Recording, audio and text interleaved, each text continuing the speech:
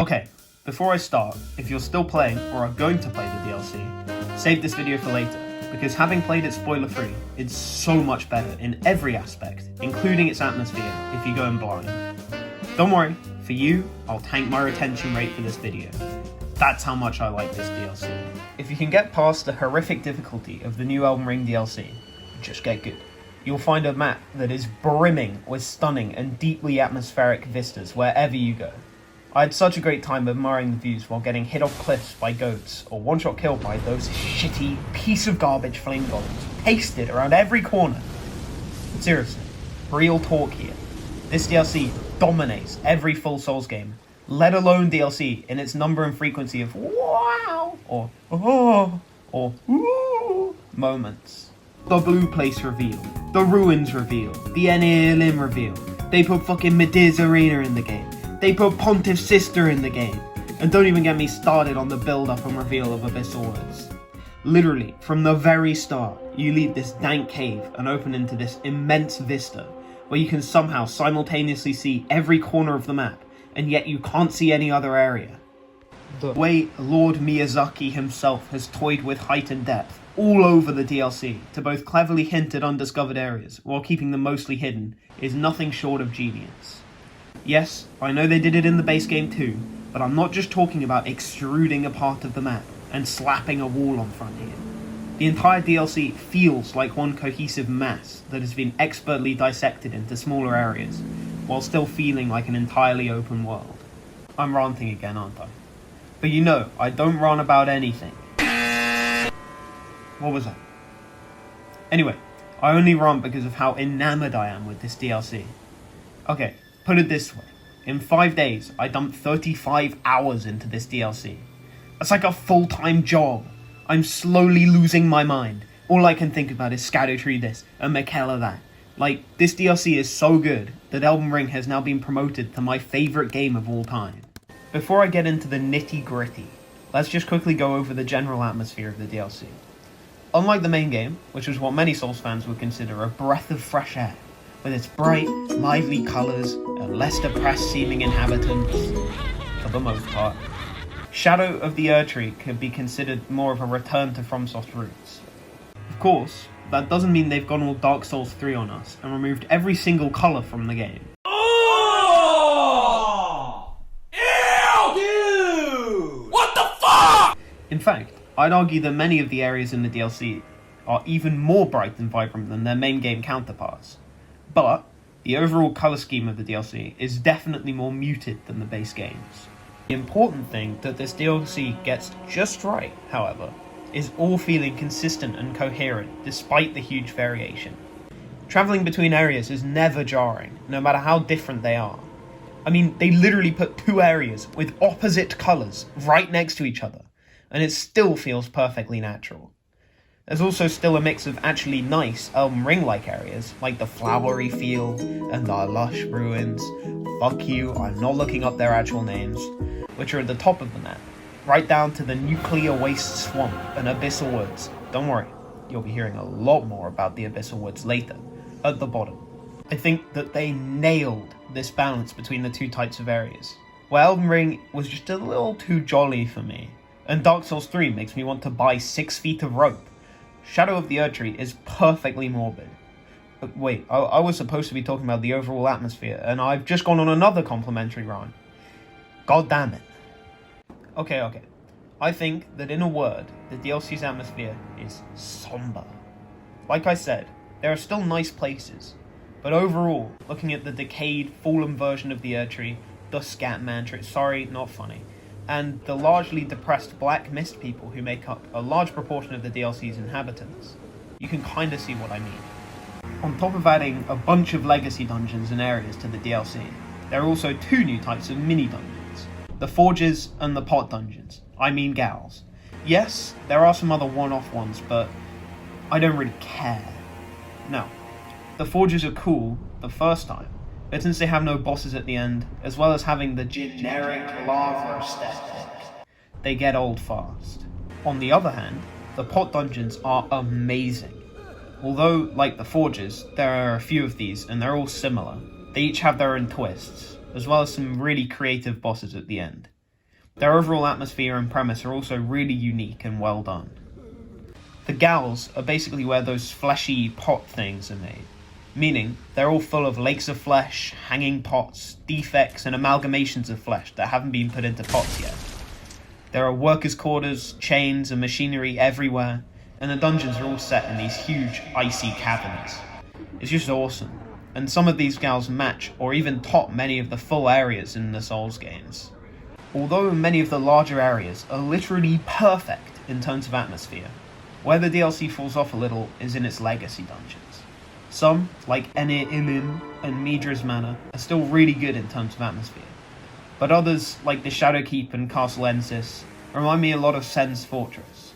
Gameplay-wise, they're great, although many still don't live up to the sprawling metropolis of Lanevale, or the impenetrable seeming and equally as sprawling Stormvale. However, they're just a little too basic to have any real good atmosphere. Although they still have that signature FromSoft gloom and darkness, which we all know and love, the fact that this is a FromSoft game means that my expectations are just a little higher than that. I know they can give me atmospheric dungeons, because they gave me them in droves in the base game, as well as a few in the DLC, but some of these just don't hold up as well. Right, you'll be happy to know that that's where my gripes with this DLC's atmosphere end, because the rest is pretty much perfect. Right, let's do a quick fire analysis of the atmosphere of each legacy dungeon. Ready? Okay. Belurat Tower Settlement reminds me a lot of Lanevale, a once bright city fallen to ruin that still maintains its grand and beautiful architecture, but is also full of broken buildings, swamps, sewers, decay, spiders, and spider people. It gives a nice contrast to Enir Ilim, which for the most part maintains its pristine and jaw-droppingly beautiful aesthetic, without any of the aforementioned bullshit. Well, of course Miyazaki couldn't resist those stupid insect people that are quite literally plastered over every square inch of the DLC. But apart from that, it's pretty good. Since I just mentioned it, we may as well move on to Enir Ilim. This place is one of, if not the most beautiful area in any Souls game. I think that the reveal cutscene rivals that of Anor Londo, and both from afar and up close, this place just looks insane. But since this is a Souls game, it can't just be beautiful, they still had to make it morbid somehow. The main morbid touch is that up close, a lot of the area seems to be made of amalgamations of corpses.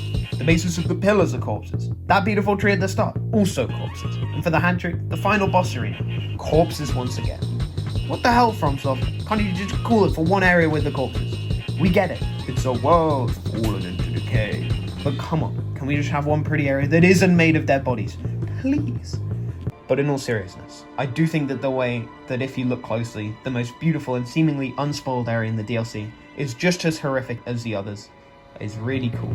Although the start of the Shadow Keep is pretty much as generic as you can get, once you reach the Grand Archives, Specimen Storehouse, it gets a little more interesting, and some of the more ramparty areas are also quite nice, with those weird boat lights and the pretty cool views.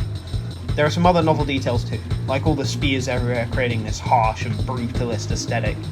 I also like doing parkour on the dead bodies. Overall though, the dungeon looks way cooler from the outside. I guess I'll lump in the new Londo Ruins from Wish with this one, but there's not much to say. It's like new Londo Ruins, without everything that made new Londo Ruins so cool and atmospheric. It's basically just some flooded black buildings with crabs on them. Wow, so good. Castle Ensis is arguably even more generic than the Shadow Keep. I genuinely had to remind myself what was in it to write this. It was not worth it. I think that this may actually take the cake for the most generic FromSoft castle of all time. There is quite literally nothing special about it. It's just a vaguely magic castle. What the hell, FromSoft? I thought you had this down by now. Stone Coffin Fissure is a pretty good dungeon. It's got a very unique premise with these massive boat things jutting out everywhere in this huge cavern. I love the purple tint to the area, and much like the open world area leading up to it, its atmosphere is much less drab and gloomy than some of the other legacy dungeons, despite its depressing name, which is a nice breath of fresh air. I'm also convinced that the Putrescent Knights Arena is just Midir's arena, and it was awesome first dropping down to it. I've saved arguably the best till last. Sorry for the reprimand. I don't care. Midra's Manse is an amazing legacy dungeon to top of an amazing area. The entire thing just looks so old and decrepit. The floors are covered with mouldy books, rubble and dust. Everything's slanted or broken, and the only lights are the candles strewn across the ground. It gives off the vibe of a once grand manor left to rot and decay at the bottom of the world. The boss cutscene is badass too. If you want my ranking of these from worst to best, it will be Castle Ensis, New Londo Ruins from Wish, Shadow Keep, Stone Coffin Fissure, Belurat Tower Settlement, Midra's Manse, and then Enir Ilim at the top. Okay, now those are done with, let's move on to the best part of the DLC, its areas. Let's start with Gravesite Plain. This area is amazing, and it's a great start to the DLC. It manages to achieve the perfect balance between beauty and melancholy. You have some stunning views of everything from the Shadow Keep to Castle Ensis to Jagged Peak to Rauh Ruins to the literal arena of the final boss in Enir Ilim. However, much like a lot of this DLC, the closer you look, the more morbid it gets. The area's inhabitants are about as unenthusiastic as you can get, with most of them simply sitting indifferently and refusing to fight you. The landscape itself is no better. The ground is coated with ruins and graves, the trees look sickly and are covered in hanging corpses, and a lot of the area is shrouded with an ominous mist. Overall, the atmosphere is glum and morose, but in the best possible way. Scadu Altus is more of the same. The area is similar in most places to its plainy counterpart, with a few more trees, a bit more of a green haze, and some slightly less impressive views. Still good though. Rauh Ruins are the opposite to Castle Ensis. Nice to look at, but horrible to play. Good thing I don't care about the gameplay for this video. It definitely has another whoa moment when you first pop out of the Shadow Keep. The lush greens and plentiful wildlife are a stark contrast to the both comparatively drab and colourless previous areas and the black silhouette of Enir Ilim. The actual bulk of the area, these cramped, bland ruins, aren't really worth talking about. They remind me a lot of the demon ruins in Dark Souls 3. You could go and explore every nook and cranny, but who the fuck would want to do that when it looks so garbage? Anyway, the nice old world parts are really nice, and it's the one area that has no morbid undertones, as far as I can tell. Jagged Peak is like a shorter, less confusing, and I'll say it, way cooler version of Mount Gelmir. Its very design just radiates coolness. Not to mention the boss is one of the coolest things my eyes and ears have ever witnessed.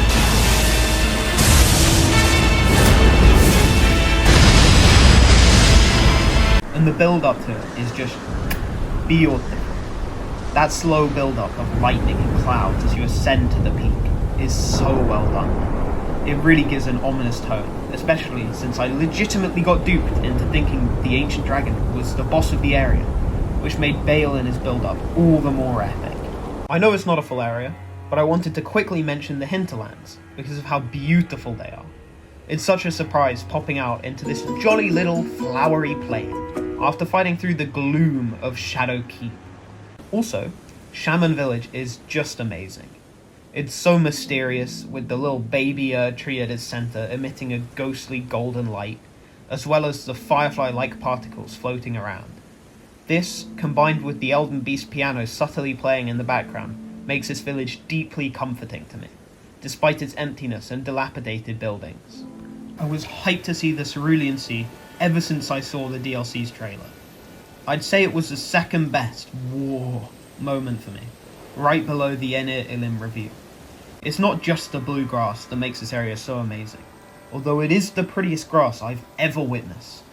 The mist, rain, and immense scenery with the huge grave-like stones and beach ships all combine to give this area a truly magical atmosphere.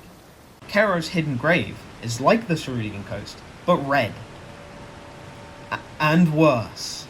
And whose idea was it to fill the start with those annoying fucking birds? I bet it was the same guy who decided Village of Flies was a good idea. Fuck that guy.